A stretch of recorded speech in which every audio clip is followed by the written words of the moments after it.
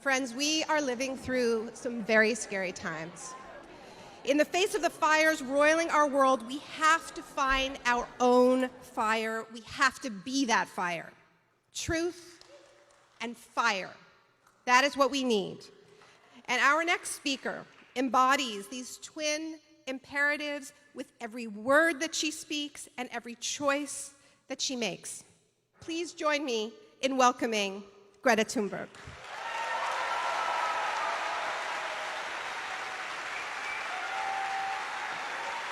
So you've been here for a little bit more than a week now.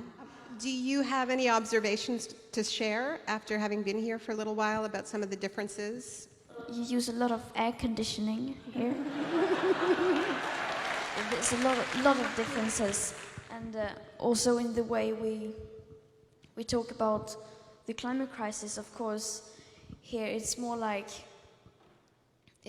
something you either believe in or not believe in. Yeah. And where I'm from, it's more like it's a fact.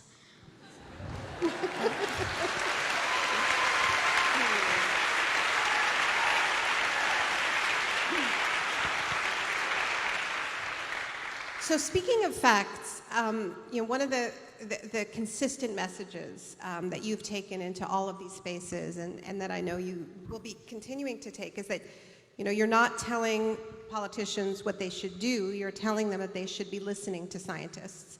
As a researcher and writer about climate change myself, I'm always struck that your speeches are so careful and could easily be footnoted with all of the best scientific reports. And so I'm wondering how you work with climate scientists, what your relationship is. I have a very close relationship to a lot of climate scientists, and when I have made a speech like this is almost finished, I send a copy to, it could be one scientist, sometimes it's 5 or 6 scientists, and to just let them have a look and make sure everything is as it is supposed to be. Mm-hmm. It's amazing.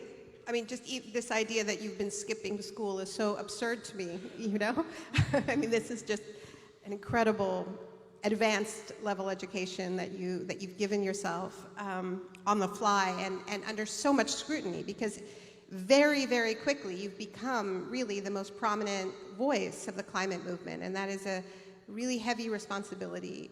I wanted to ask you about this other responsibility that you've taken on, which has to do with being very public from the beginning about being on the autism spectrum. That leads to a whole other level of responsibility, because you're probably also the most prominent person in the world right now who self-identifies as being on the autism spectrum, and that's really, really important to people who identify with it.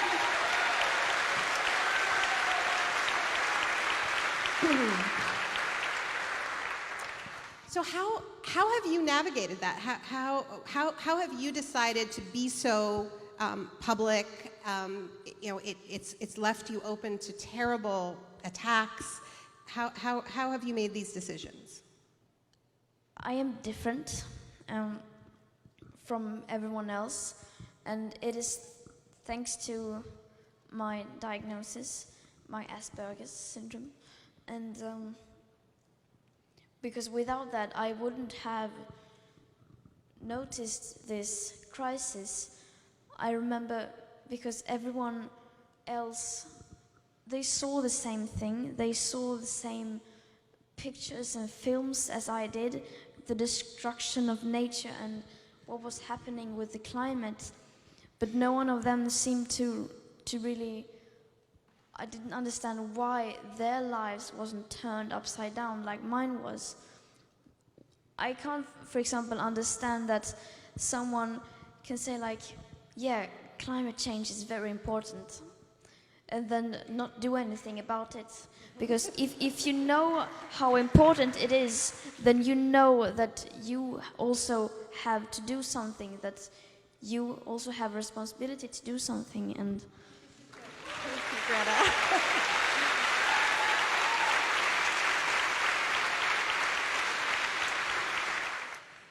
So I wanted to talk a little bit about how we can support you, if there's any ways that we can support you with these disgusting trolls that go after you.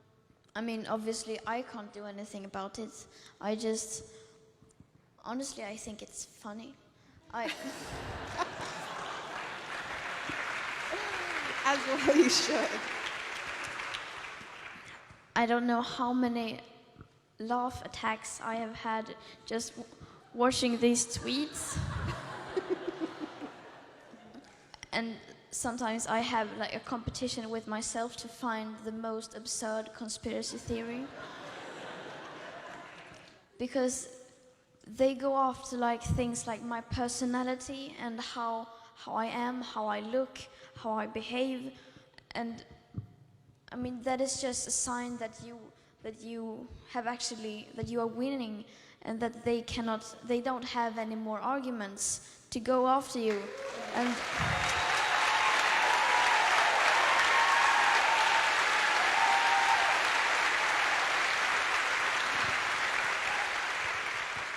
because, I mean, I'm not the enemy, at least I hope not, but many people seem to think that.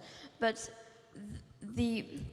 they cannot argue against, because I'm only saying what the science is saying, and you can't argue against physics. If there's a fire there, and I say, it's a fire there, we need to put it out. Yes, we need to put that fire out. It's like the most reasonable reaction would be that you look at the fire and say like, oh, we need to put it out. Yeah. But now they seem to be like, they look at the fire and they look at me like, what are you wearing? And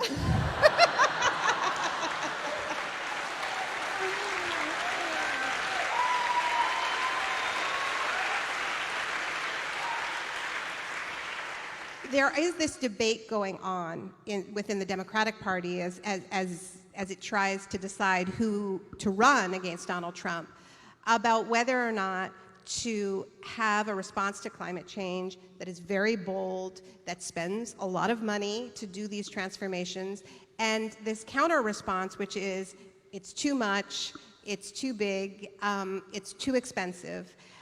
Do you have anything to add to these debates about just, in particular, the idea that it's kind of too expensive to deal with climate change? I mean, the money is there. If we can save the banks, then we can save the world. I mean,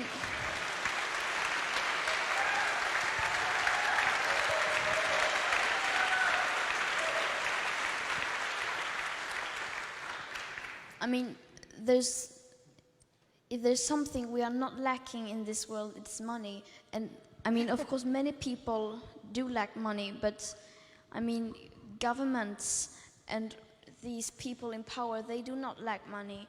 And also we need to have the polluters to actually pay for the damage they have caused.